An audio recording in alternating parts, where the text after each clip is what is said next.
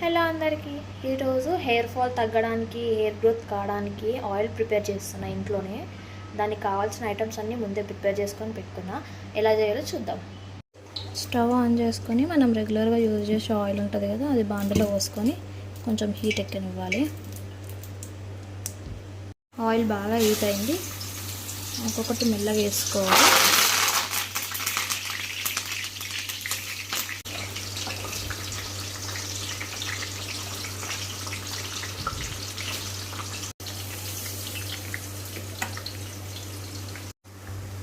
అన్నీ వేసుకున్న తర్వాత మరగనివ్వాలి, కలుపుతూ ఉండాలి మధ్యలో. ఇలా కలర్ చేంజ్ అయిన తర్వాత స్టవ్ ఆఫ్ చేసుకొని మొత్తం చల్లారేదాకా ఉండాలి. ఇది ఇంకా మొత్తం చల్లారింది. ఇంకా మనం దీన్ని స్ట్రెయిన్ చేసుకోవాలి.